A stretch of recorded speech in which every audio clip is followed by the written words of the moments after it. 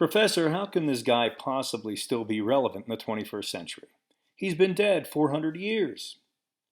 So asked one of my English education majors during class. The guy the student was referring to is William Shakespeare. I muttered something to the effect that it wasn't really possible to understand English literature without knowing the works of Shakespeare, an argument that, admittedly, didn't move my students much. Having had some time now to think further on it, however, I will here try to give a mostly serious answer to what I considered at the time to be a mostly frivolous question. Yes, April 23, 2016 is indeed the 400th anniversary of William Shakespeare's death. Much attention is being paid this year to the bard behind the curtain. For a small sample, just search the internet for Shakespeare 400.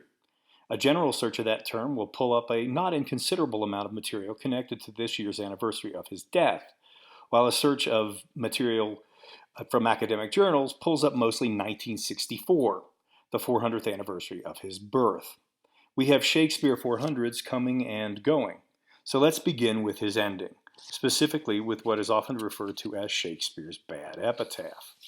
Source of embarrassment to many a conventional Shakespeare scholar, and of glee to many who believe Shakespeare did not write the works attributed to him, the closest rendering of his epitaph into modern spelling out of 17th century tombstone carvers' orthography yields this: "Good friend, for Jesus' sake forbear to dig the dust enclosed here. Blessed be the man that spares these stones, and cursed be he that moves my bones." Which all sounds rather, well, pirate. Then again, scholars of the period assert that a majority of 17th century English pirates hailed from the country west of London, as did Shakespeare himself. So the question becomes this: did pirates sound like Shakespeare? Or did Shakespeare sound like pirates? Ay, matey, there's the rub. Gravediggers have carefully heeded the epitaph's blessing and curse in regard to not disturbing Shakespeare's physical remains. They know that what they're dealing with is always already the stuff of legend, a truth evinced by the persistence of the presumably apocryphal story that Shakespeare was born on the same day that he died, April 23rd, the feast day of St. George, patron saint of England, all of which makes Shakespeare seem the more otherworldly, rather like A, someone who never actually lived, B, a time traveler, C, patron saint of English literature, D, all of the above. When it comes to not disturbing the bard's literary remains, the critics, scholars, and historians have proven to be much less respectful than the gravediggers. Shakespeare's body of work has been dislodged and upheaved far more often and more violently than have the bones of his mortal body. During the 20th and into the 21st century, the most commonly inked and pixeled objections to his works have been to the anti-Semitic portrayal of Shylock in Merchant of Venice, the problematic comedy that, of all Shakespeare's plays, most indulges in stereotypes. Close runner-ups in the Shakespeare 400 racism race are the portrayals of the Prince of Morocco, also from Merchant of Venice, Aaron the Moor in Titus Andronicus, and in a much more complicated fashion, Othello in Othello. Shakespeare's portrayal of women has also received much scrutiny. This examination has been rendered more challenging by the fact that, during the playwright's lifetime, women were prohibited from acting on the public stage. Shakespeare, then, in writing female characters, was in fact writing them for the young men and boys who would be playing those female characters. A much lower profile, but nevertheless important beef with the bard is his role as propagandist for population growth.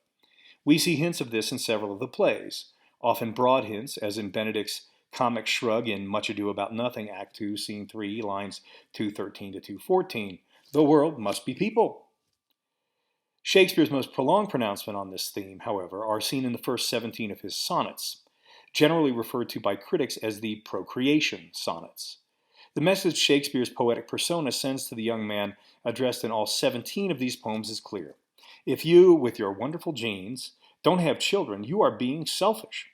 Or, as the bard puts it in Sonnet 11, nature carved thee for her seal, and meant thereby thou shouldst print more, not let that copy die.